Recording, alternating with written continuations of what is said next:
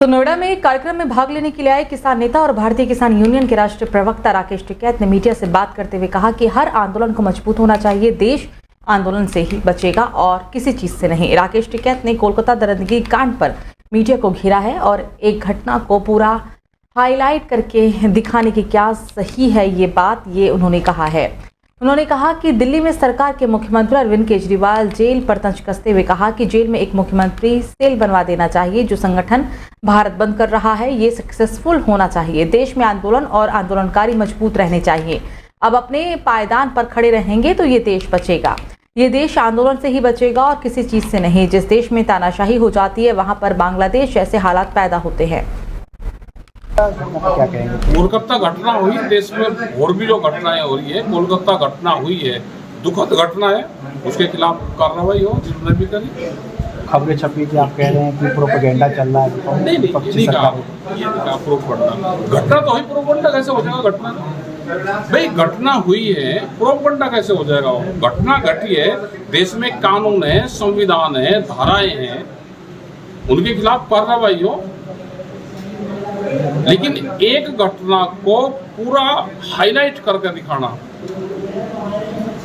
क्या मणिपुर की घटना भी दिखाई? जो और घटनाएं हो रही, क्या उन सब घटनाओं को दिखाया जा रहा? तो उससे ये लगता है कि जहां पे विपक्ष की सरकार है, कैसे सरकार, भारत सरकार उसको पकड़ करे और कैसे उसको बदनाम करे।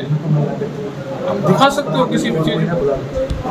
तो ग्रेटर नोएडा वेस्ट के नामी सोसाइटी में मंदिर के अंदर तेज घंटी बजने को लेकर Uttar Pradesh pollution control room यानी कि यूपीपीसीबी ने नोटिस भेजा है। नोटिस मिलने के बाद सोसाइटी के निवासियों ने और एओए ने इसका विरोध किया, जिसके बाद देर रात यूपीपीसीबी ने अचानक अपना फैसला बदलते हुए नोटिस को विड्रॉ कर दिया। हालांकि इस मामले को लेकर सोशल मीडिया पर तरह तरह की प्रतिक्रिया आ रही है। ग्रेटर नोएडा वेस्ट के गौर सौंदर्यम सोसाइटी के कॉमन एरिया में एक मंदिर बना हुआ है। रोज सुबह शाम सोसाइटी के निवासी मंदिर में पूजा करते हैं। इस दौरान सोसाइटी के ही कुछ निवासियों के द्वारा मंदिर में पूजा के दौरान तेज घंटी बजने को लेकर यूपीपीसीबी यानी कि Uttar Pradesh pollution control room को शिकायत दी गई थी। शिकायत के बाद यूपीपीसीबी ने अधिकारियों ने मौके पर पहुंचे जांच पड़ताल किया, जिसमें मंदिर की घंटी की ध्वनि 72 डेसिबल मिला। जिसके बाद यूपीपीसीबी के अधिकारियों ने गौर सौंदर्यम के एओए को एक नोटिस जारी कर दिया, जिसमें घंटे की आवाज 55 डेसिबल से कम करने की बात कही गई। इसको लेकर गौर सौंदर्यम सोसाइटी के एओए के द्वारा सोसाइटी के व्हाट्सएप ग्रुप पर लोगों से पूजा के दौरान धीरे घंटी बजाने को सर्कुलेशन जारी किया गया। उसको बजाना चाहिए, लेकिन कई बार मैं जरूरी नहीं समझता कि घंटा बजाना ही चाहिए और धीरे से बजा दो। किसको बताना है? आपको किसको बताना है? भगवान को। प्रार्थना का जो नियम है वो यही है कि आप शांत एरिया में जाके अपनी जो भी प्रार्थना करनी है वो करिए। बाकी तो जो ट्रेंड है वो तो आपको मालूम ही है कि धर्म को लेके कोई भी टिप्पणी करेगा तो उसका विरोध होना तो लाजमी है। क्या नाम है? मेरा नाम प्रशांत कुमार सिंह।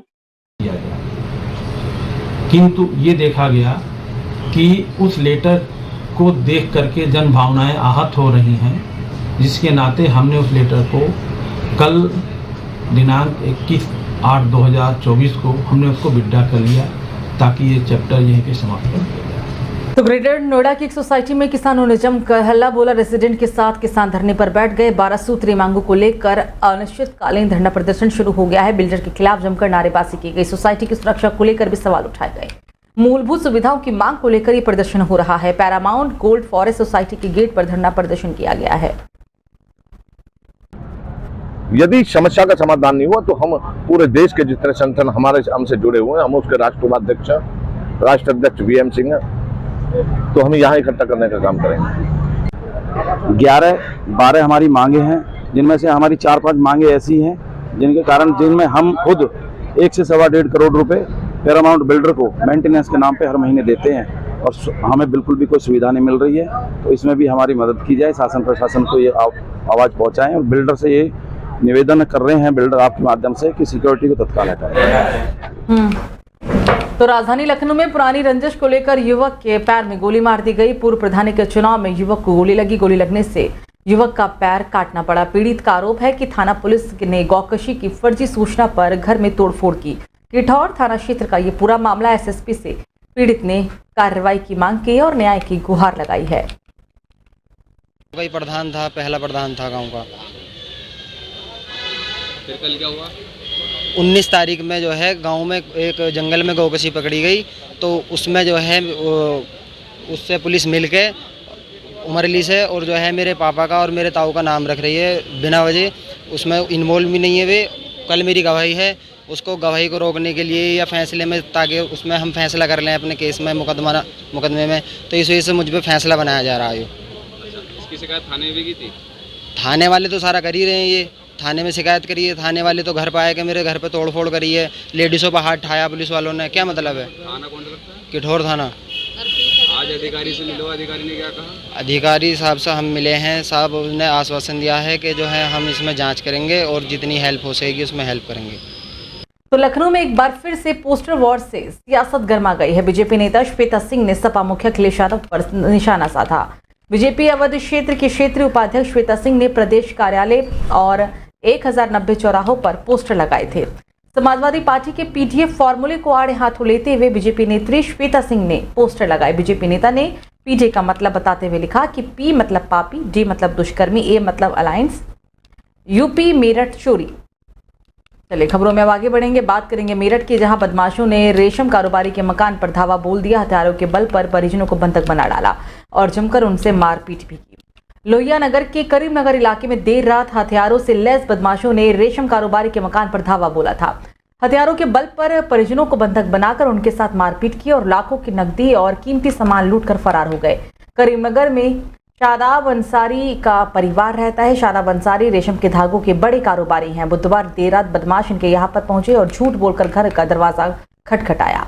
इस दौरान जैसे ही दरवाजा खुला तो दर्जन भर बदमाश घर में दाखिल हो गए। सभी बदमाश हथियारों से लैस थे। बदमाशों को देखकर परिजनों ने मदद के लिए शोर मचाया तो बदमाशों ने उनके साथ मारपीट शुरू कर दी। सभी परिजनों के हाथ पैर बांधकर उन्हें एक कमरे में बंद कर दिया। चाबियां लेकर सैफ खंगाल डाली।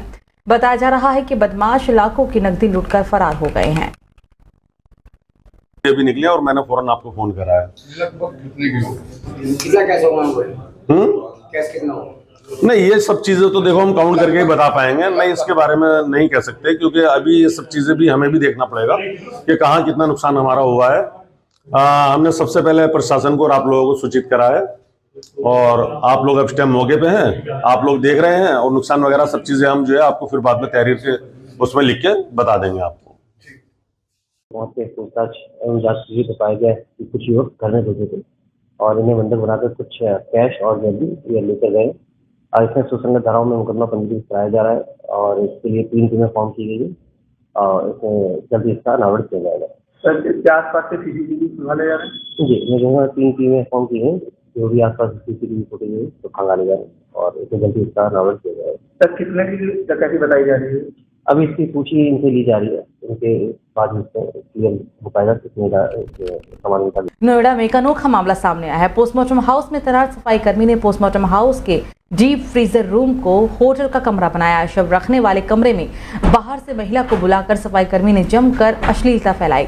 शव रखने वाले कमरे में आपत्तिजनक स्थिति में महिला के साथ नजर आया है सफाई कर्मी। महिला और सफाई कर्मी ने अश्लीलता की सारी हदें पार कर दी। पोस्टमार्टम हाउस के डॉक्टर के कमरे के बाहर महिला ने मूत्र विसर्जन भी किया। अय्याश सफाई कर्मी की करतूत ने पोस्टमार्टम हाउस की सुरक्षा पर सवाल खड़े कर दिए हैं। नोएडा के सेक्टर 39 थाना क्षेत्र के अंतर्गत सेक्टर 94 में स्थित है ये पोस्टमार्टम हाउस और ये इसी पोस्टमार्टम हाउस की पूरी घटना बताई जा रही है।